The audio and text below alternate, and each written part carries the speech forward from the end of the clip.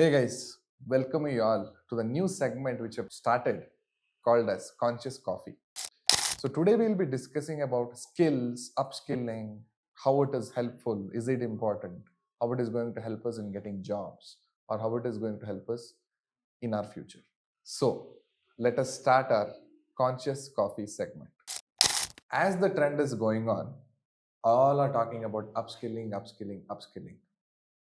As you're in the field of training, colleges, corporates, personal, can we get an input on upskilling? Uh, See, when students or any individuals are willing to invest on their body, they spend so much of money on gym, yoga, fitness, all these things. That is good to maintain their physical body and stuff. And even to maintain this, you need vitamin M, money. And in today's world, that is possible when you are skilled. Now, there is a lot of difference between knowledge and skill. Knowledge is accumulation of facts and figures. You have some, data, images, infographics, voice, audio, content, ChatGPT, YouTube, Google, and you need a sense of information from about something, and you go to different platforms. You collect information. Now, what happens with this knowledge? Now this is knowledge, and there is one more section which is called a skill. Now, what is skill? I will give you certain task, and for that certain task there is a result. For example, tomorrow I have to promote my business so that more number of people will get to know about my business, so that more people would come to my business and would buy my product or service. This is a common sense understanding. Now, to do this, you need to have some certain business acumen and knowledge and skill set to do it practically. Now, to do that, you should know the subject, not just knowing it, but actually doing it. So that's where the beauty of skills comes into picture. Learning skill or upskilling skill is here for mind, for your ability to think at a fast pace. Going to gym helps your body. The same way, going to institutes, learning from a mentor, coach, or YouTube, any kind of a skill helps your mind. And the mind blossoms automatically. A thought process will go in a fast phase manner, and with that, the way you think about, the way you take actions will also increase. So, irrespective of you are a graduate or studying or working profession or anybody, every new skill creates an opportunity. Every new skill opens up a new door. So it's so every moment I always tell, we have an ETMARK, that we use a word called COE, continuity of education. Now, what is this continuity of education is? Irrespective, you complete your degree, you complete your course, you complete your cohort or anything, your education should not stop. So education is something which puts you not just knowledgeable but make you wisdom, and that's where the skill plays in a role. Basically, 10-12 years back, one set of knowledge ka validity or expiry date was more than 7-8 years. Today, assume that I wanted to be a content writer in 2020. Now ChatGPT scares me. Should I be a content writer or not? So a few years back, I wanted to be a video editor, but today AutoPad of Premiere Pro could do all the editing of our podcast or the recordings. So now what is happening? Like somebody wants to be a presentator or create a PPT presentation, but there are so many tools like Tome.ai, VP can create presentations like this. So every skill has a validity, and that expiry date is coming very, the expiry date window is getting reduced. Earlier it was 6-7 years. Now it is just 1 year, 2 year, again new things come into picture. Now we thought that ChatGPT or AI tools will not be able to create video content. Now ChatGPT have released a video content creation platform. So earlier we had text, now we already have a video. So what is changing rapidly is that every skill, earlier it was 5-6 years, you can still take a breathe and have a chill life, but now the skills are getting changed. I mean, every day new things are adopting, and hence the stopping of knowledge doesn't put you ahead. So upskilling is not just about you like it or not, it's a necessity. So you can't tell that I don't want to educate on this, I can't tell that I don't want to learn about these topics. It's a mandate thing, irrespective of whatever career position you are at. So skilling is the most important thing, because today everything works on checklist activity. This is the task, and this task gets you this result. And this result oriented, performance oriented market pay, skills play a vital role. So upskilling is inevitable. You have to learn, and it should be there, and it should be part of your DNA. Was great insight. So I just came up with a thought. Now we have our formal education. Don't you think if this formal education start integrating this upskilling in their curriculum, won't it be helpful?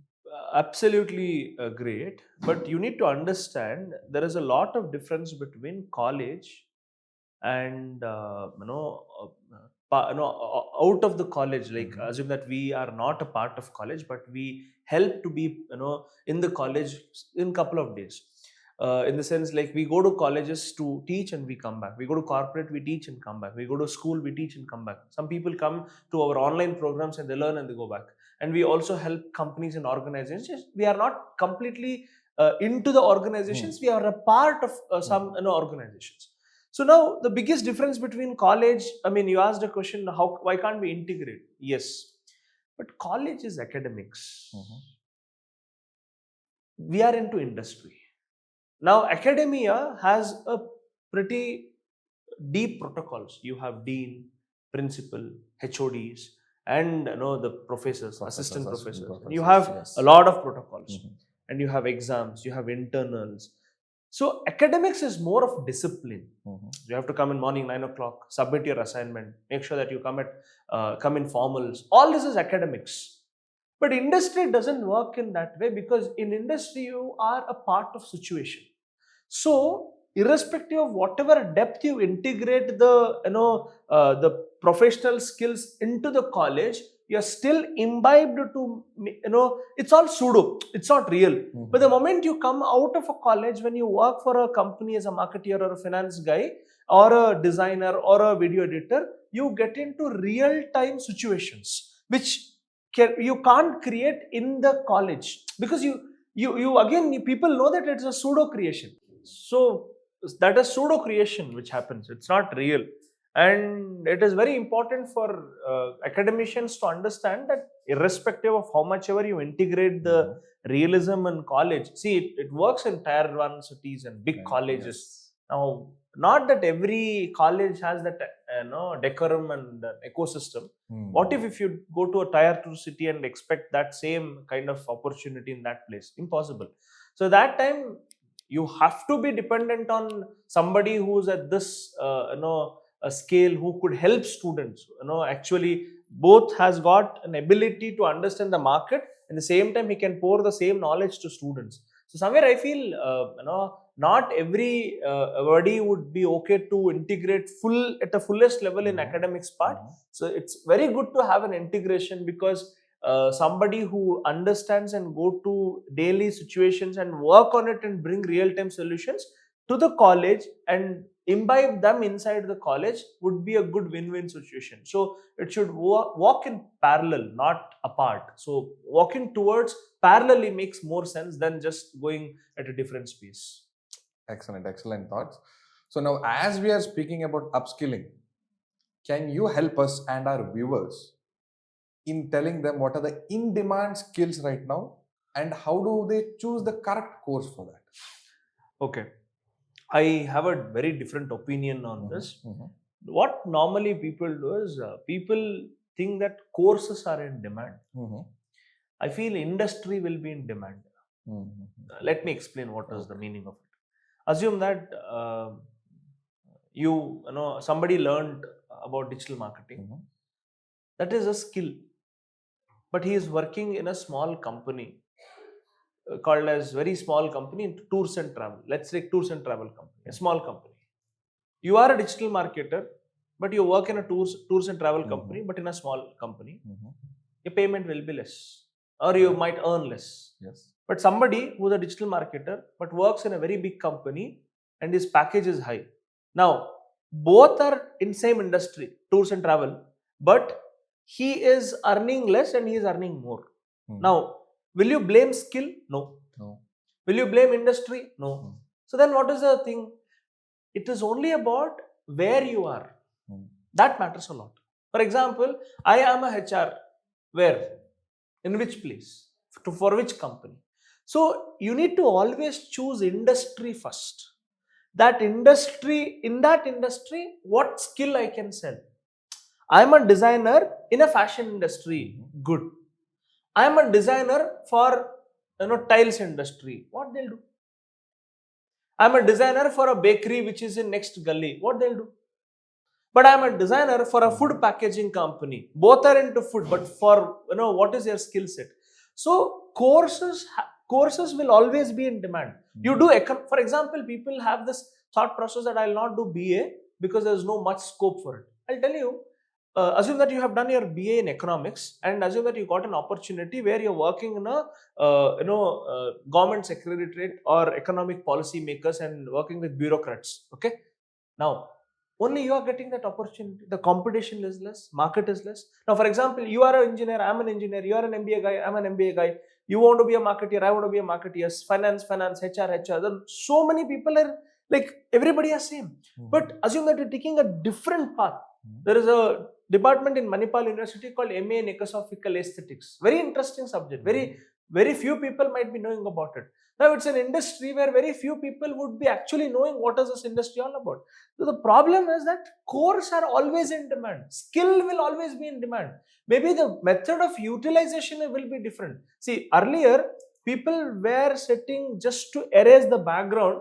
Today you have a tool like BG Remove, you just upload your photo, background is erased. Yes. Now, doesn't mean that the removing of background is gone. There is, it's still there, but the way you do is different. So always what you need to understand is skills are always there. Courses will give you skill, but at the same time, know in which industry you will sell it. So, and how to pick a course was your second question. So how to pick a courses, people always think that do what you like and do what is your passion about or something. Yeah. So I agree. Good. You should have that one. In the beginning of your career, you should keep 30%, only 30 to 40% of that if you're really passionate and you're really making money.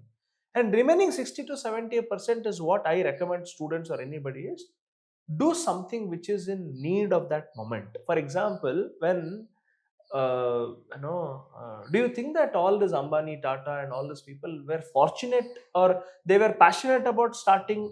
Tata started steel and iron manufacturing. It is not their passion.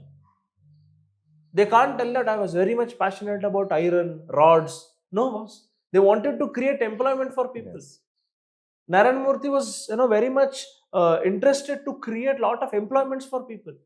Lot of Indians should get into IT and IT enabling services. So the passion is, what is your goal? Like for me, I want to create eligible, potential capable individuals. Like, and I have the 1,000 numbers who could be capable enough in achieving their dreams and who could do something meaningful and impactful. So what you need to do when you choose a course or how to choose a courses, you should choose something which has, like, if you ask me, I would recommend somebody to get into EV industry or biofuel industry or offline conference industry, or learn something related to AI and content part, learn something related to analysis and data, do something related to wisdom and NGO related jobs. Now, it's not about you like or not. Those things should incline. For example, I love communication. Okay. I will take up a course related to communication. Now, as a trainer, I'm using my communication. As a marketer, I'm using my communication. As an advertiser, I'm using communication. As a teacher, I'm using again communication. As a presenter, I'm using communication. My root skill is communication. Now, you should not tell that I want to become a teacher. Assume that what if you didn't become? So, will you put yourself down? No. So, fundamentally, my root is always communication. Yes. So, with that, now I wanted to get into creative industry. Okay, good. So, he is creative director for ad films and you are a creative director for a movies, and somebody is a creative director for a small short film. All of them are creative directors, but he is for a small YouTube channel, you are for a big ad agency, but he is for a movie. Yes. Now the root of your passion is about that creativity. So that's how the approach should be. It should not be like, I'll do this because so that I'll get this. That is not in your control. That cannot be in anybody's control. So approach. What is easy, why is hard, the way is different. The way you do is always different. And if you know the way properly, then you will win the market. Before Jio, Airtel was there, but Jio has 80 crore customers. Maybe the way they did is different. Yes. Everything, Ford is the first car company, but Tesla is most valued company, which is just 15 years old company. The way they did it. Right? I mean, there are so many EV vehicles which came in 2011-12, but Ola is ruling the market. Maybe the way they did it is absolutely different. Physics Wala came in 2020. Before that, there were so many edtech companies. But so many edtech companies are going under loss, but only Physics Wala is making money. The way he did it was different. Always focus on the way they are doing it. That is very important. Very, very nice thoughts. Now, so when we were discussing in the initial stages, you came on a topic called as COE. So I believe it is continuity of education. Can we get a bit more insights on this? What is this continuity of education? Yeah.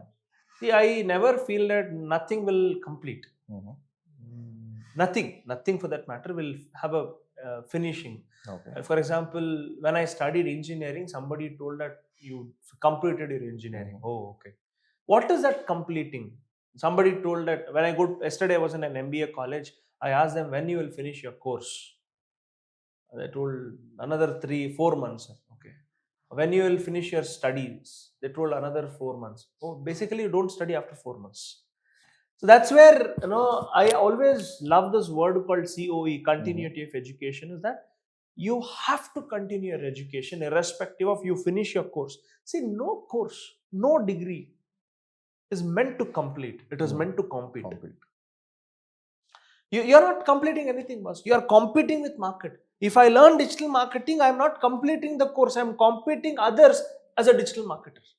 I'm competing in market so that I have the skill. I've completed this course. So completion means you have got the knowledge of it. You have got the exposure towards it, but you're not expert of it. And to become expert, you should do what you have known for. In the sense, what you know plus what you do is equal to what you get. In the sense, you have some knowledge and you do something, and because of that, see, I know what is chai. Oh, amazing. Can I make money just by knowing what is chai? No. Do you know how to prepare chai? Yes. Okay. So do you know how to sell that chai? Yes. Now just imagine, I know what is chai. That is my knowledge. Yes. Nobody will pay for knowledge. Yes. You're good. Great, sir. Amazing. After knowledge, I know how to prepare delicious chai. Oh, super. I made it. Now assume that there is one person called Alok, where he is capable to make more than 50 varieties of chai. And for every chai, he'll price 10 rupees, 15 rupees, 20 rupees, 30 rupees. And I know only one type of chai, Kadak chai, and I'll keep 10 rupees. Now, both of us has knowledge, but he has knowledge with skills. Okay? Now, I just have knowledge. Now, Alok has knowledge with skill. Now, what happens?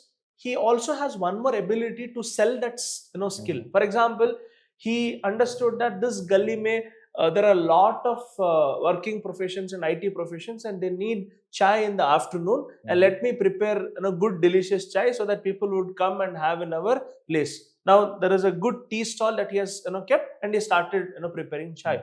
And after a few days, assume that his friend Sumant got to know that, oh, this gentleman have started a chai shop. Why can't I start my own chai shop? He also started a new chai shop.